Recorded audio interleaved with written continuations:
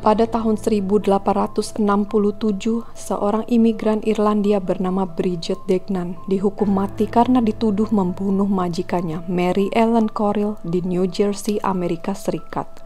Kini setelah lebih dari seabad berlalu, beberapa sejarawan modern menduga bahwa pembantu miskin itu mungkin tidak bersalah.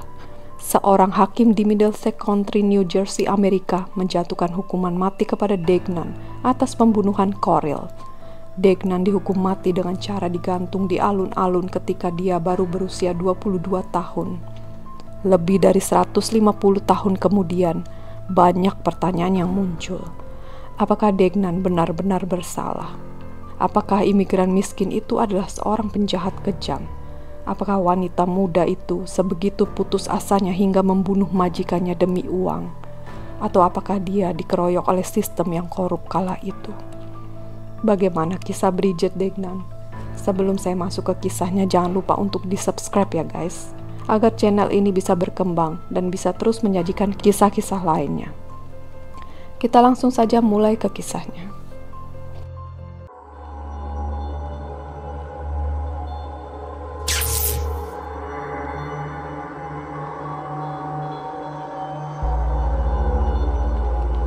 Lahir pada 1844 di County Sligo, Irlandia, Bridget Degnan hadir ke dunia ketika negaranya dilanda kekacauan.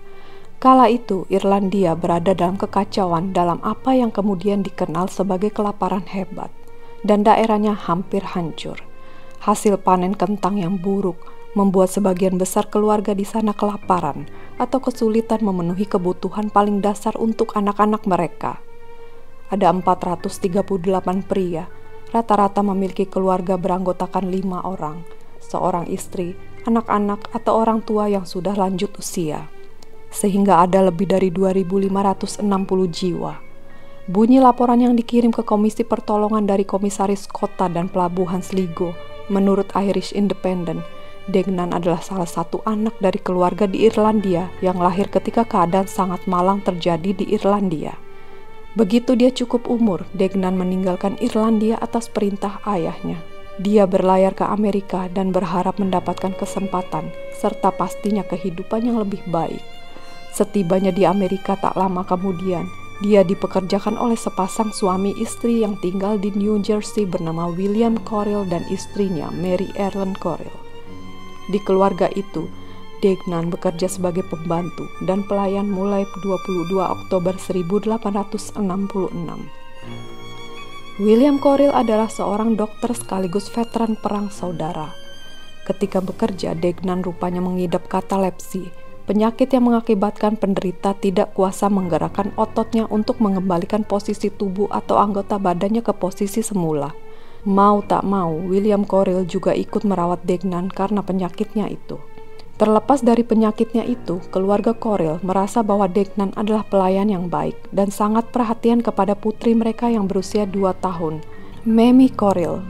Terlepas dari kebaikan Degnan terhadap anak keluarga Corrill, kehidupan Degnan rupanya tidak begitu menyenangkan di keluarga itu. Degnan dan Mary Ellen Corrill terus-menerus berselisih. Sang majikan perempuan bahkan sering mengeluh tentang kebiasaan kotor Degnan.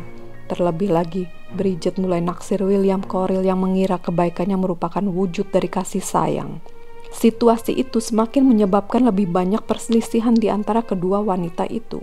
Akhirnya, setelah 4 bulan bekerja, keluarga Corrill memecat Degnan. Hari terakhir Degnan bersama keluarga itu adalah pada tanggal 25 Februari 1867.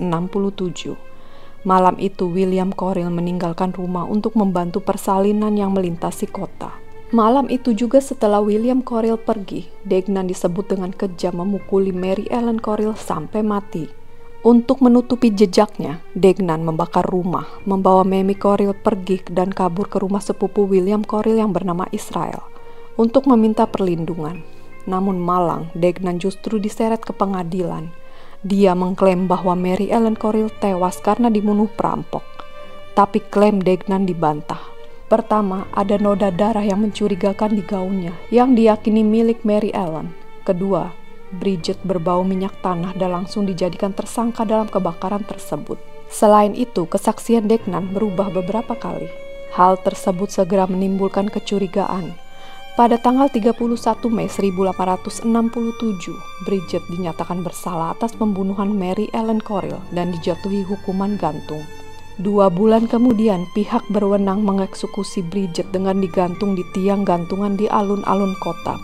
Jenazah Bridget dimakamkan di pemakaman Katolik Roma St. Peter di Jersey City, setelah dipindahkan dari pemakaman Katolik lama di New Brunswick. Dalam buku berjudul Bridget Hanging, penulis bernama Sheila Duen mengajukan pertanyaan tentang kesalahan, putusan, dan hukuman yang diterima Bridget Degnan. Menurut Duen, segala sesuatu tentang kasus berbau sentimen anti-Irlandia dan lebih khusus anti-Katolik Roma adalah lazim kala itu. Dia menggarisbawahi nama belakang Degnan yang awalnya salah tulis di surat kabar dan kesalahan karakterisasi dari imigran Irlandia miskin yang melarikan diri dari kelaparan sebagai pendaki sosial yang licik serta pelacur untuk keluarga kaya.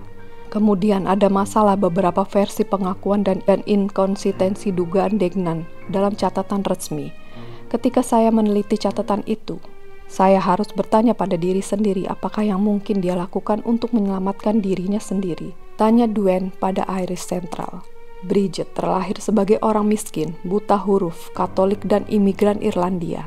Namun dia tidak bersalah atas pembunuhan. Kematiannya di tiang gantungan di New Jersey pada 1867 adalah kegagalan dari penegak keadilan yang mengerikan, kata Duen. Duen lantas mengklaim bahwa Bridget Degnan adalah korban dari keadilan mentalitas massa. Diadili karena dia mempraktikkan agama asing yang kala itu kebanyakan orang Amerika beragama Kristen Protestan, memiliki aksen asing yang sulit dipahami dan masih muda, dan dia tidak mampu menavigasi negeri asing seperti Amerika Serikat. Meskipun tentu saja ada banyak pertanyaan seputar putusan, pada akhirnya masih belum jelas siapa yang sebenarnya membunuh Mary Ellen Corrill pada malam itu. Yang jelas adalah Bridget Degnan membayar harga yang sangat mahal atas kasus pembunuhan Mary Ellen Corrill. Dan jika masa depan ada bukti yang secara gamblang membuktikan bahwa Bridget Degnan tidak bersalah, kematiannya benar-benar merupakan kegagalan dari penegak keadilan.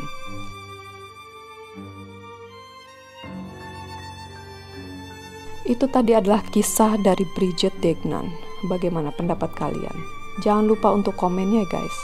Kita berjumpa lagi di kisah-kisah selanjutnya.